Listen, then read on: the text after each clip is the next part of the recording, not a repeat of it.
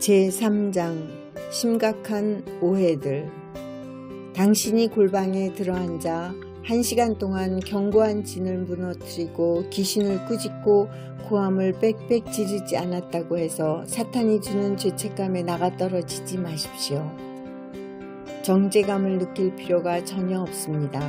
하나님께서는 더할 나위 없이 당신을 기뻐하십니다. 기도에 관한 대부분의 전통적인 가르침은 일상생활에서 실행하기가 거의 불가능한 것들입니다. 당신이 어린아이들을 키우는 엄마입니까? 애들을 제쳐두고 매일 한두 시간 동안 골방에 들어앉아 기도만 한다면 하나님의 뜻을 한참 놓치고 있는 것입니다. 애들은 팽개치고 오랜 시간 따로 떨어져 기도하는 것은 하나님의 뜻이 아닙니다. 아이들은 집을 때려 부수고 서로 죽도록 싸우는데 하나님께 기도한답시고 그런 난장판을 만드는 것은 영적인 것이 아닙니다. 당신이 따로 하나님과만 있을 수 없을 때에는 여러 가지 일을 하면서도 그 가운데서 쉬지 않고 기도할 수 있습니다. 하나님과 지속적인 교제는 가능하며 하나님도 그것을 기뻐하십니다. 기도는 당신의 평소 일상생활의 일부가 될 수 있어야만 합니다.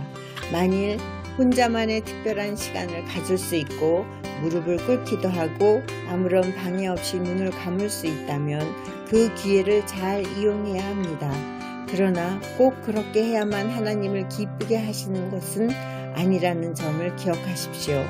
운전하며 기도할 수도 있고 일을 하거나 집안을 치우거나 빨래를 하거나 여러 다른 일을 하는 중에도 기도할 수 있어야 합니다.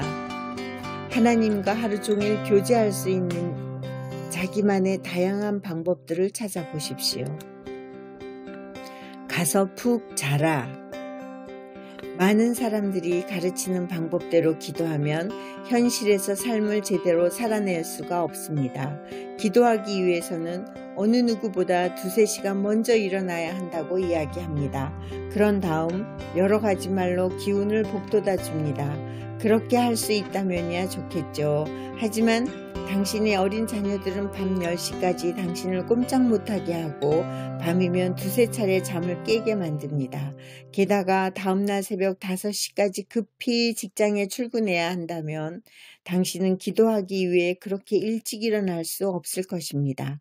또한 하나님도 당신이 그렇게 하는 것을 원치 않으실 겁니다.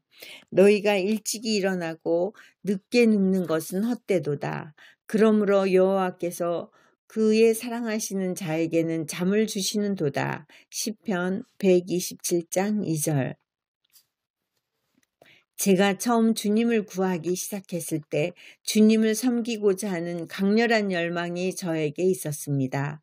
사람들이 말하기를 밤에 자지 않고 기도하든지 아니면 새벽에 일찍 일어나서 기도해야 한다고 했습니다. 그래서 밤늦도록 자지 않고 기도하려고 했던 기억이 있습니다. 저는 졸았고 그 이후에 따라오는 것은 죄책감이었습니다. 한 번은 늦은 밤 무릎을 꿇은 채 졸다 깨서 이렇게 기도했습니다. 하나님, 정말 죄송합니다. 제가 기도할 때 졸지 않으려면 어떻게 해야 합니까? 하나님께서 응답하셨습니다. 가서 푹 자면 된다. 그러고 나면 잠들지 않고서 기도할 수 있지 않느냐?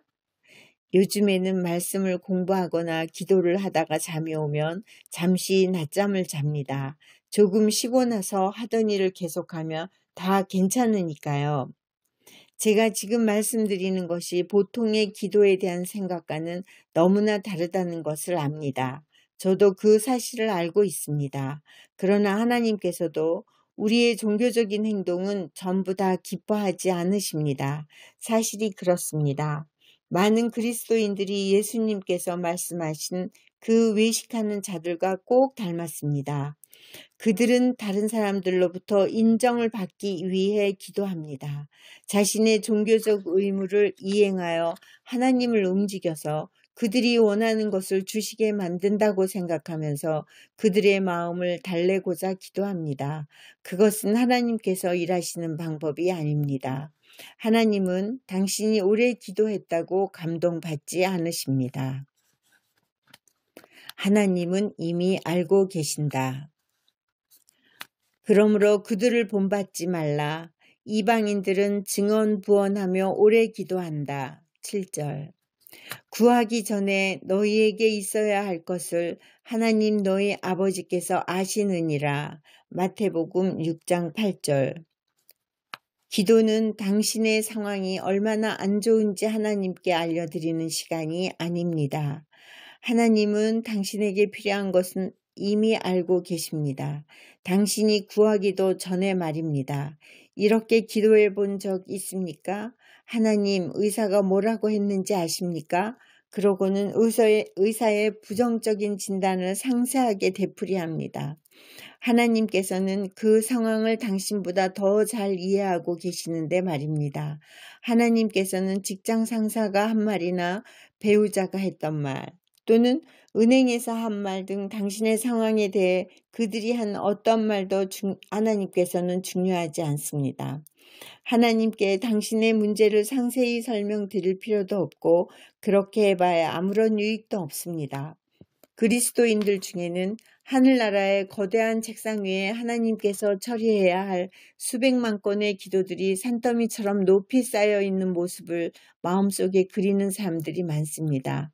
그들은 하나님이 기도 제목을 처리하느라 바쁘셔서 자신들의 기도를 들어주기까지 몇 개월이 걸릴지도 모른다고 생각합니다.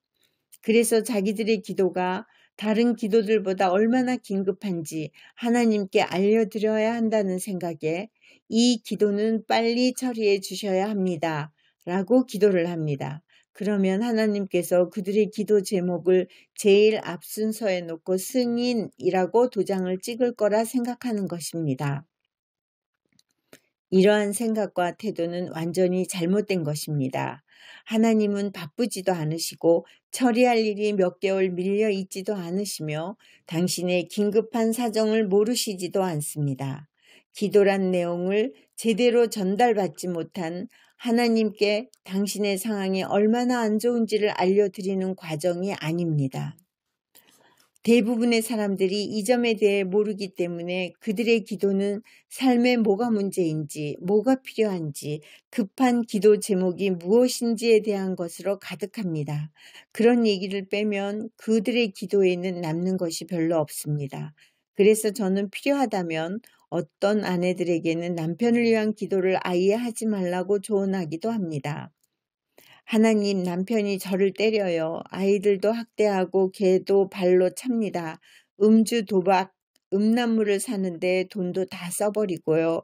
남편은 완전히 타락했어요. 그들은 남편이 얼마나 못되었는지를 50분 동안 하나님 앞에 늘어놓고 그 다음에 하지만 하나님께서 그를 구원해 주시리라 믿습니다. 예수님의 이름으로 기도합니다. 라고 기도를 마무리합니다. 50분 동안은 불신에 가득 차 문제만 늘어놓고는 5초 동안만 믿음으로 기도합니다. 그러고는 저에게 이렇게 질문합니다. 왜 저는 낙심되나요? 그렇게 기도하면 당연히 낙심됩니다. 사망과 생명, 죽고 사는 것이 혀의 힘에 달렸나니. 잠언 18장 21절. 기도할 때도 당신의 말이 사망 아니면 생명을 가져옵니다.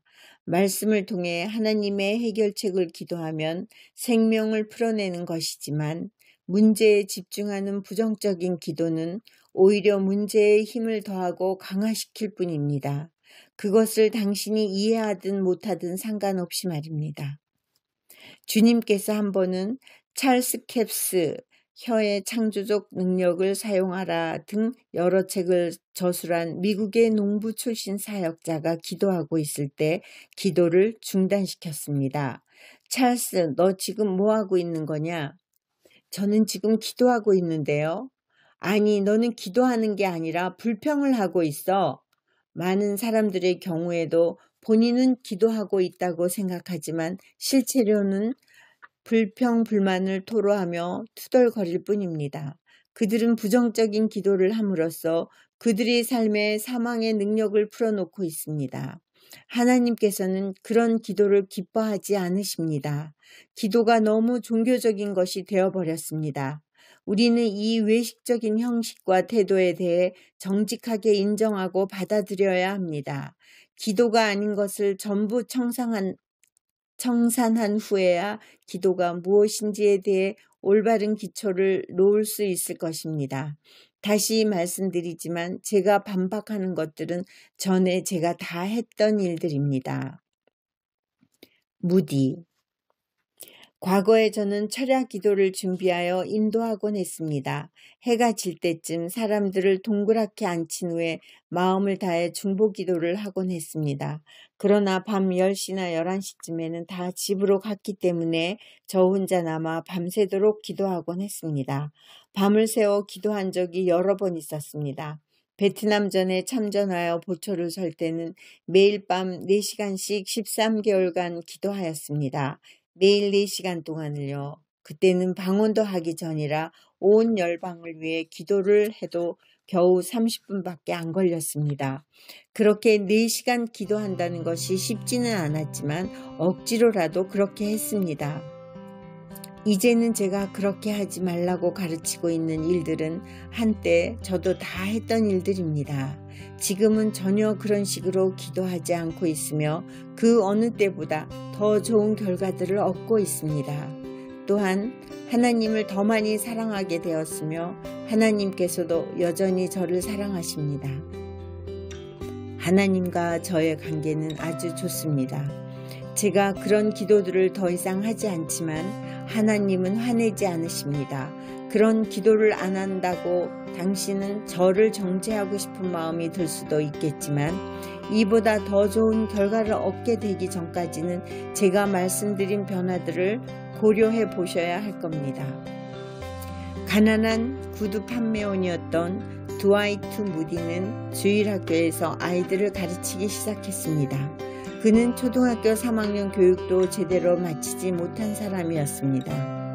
그러나 이후 사람들을 주님께 인도하려는 무디의 전설적인 열심과 괄목할 만한 결과로 인해 각 대륙의 나라뿐만 아니라 영국 여왕 앞에서도 복음을 전할 문이 열렸습니다.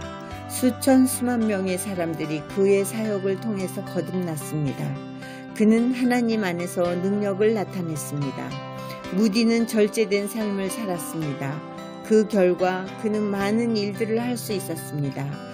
그는 매일 낮 12시에서 12시 45분까지 45분 동안만 기도와 성경 연구에 몰두하였습니다. 그게 다였습니다. 왜냐하면 나머지 시간에는 밖에 나가서 여러 가지 일로 사역을 하고 다녔기 때문입니다. 오늘날 그리스도의 몸된 교회들에서 가르치고 있는 기도 방법을 따랐다면 무디는 그토록 효과적인 사역을 할 수는 없었겠죠. 하지만 그는 해냈습니다.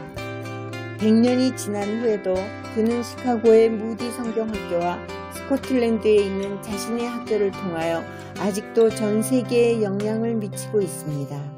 그는 대부분 사람들이 꿈도 꾸지 못할 일을 해냈습니다. 이렇듯 기도가 무엇인가에 대한 심각한 오해들이 많습니다.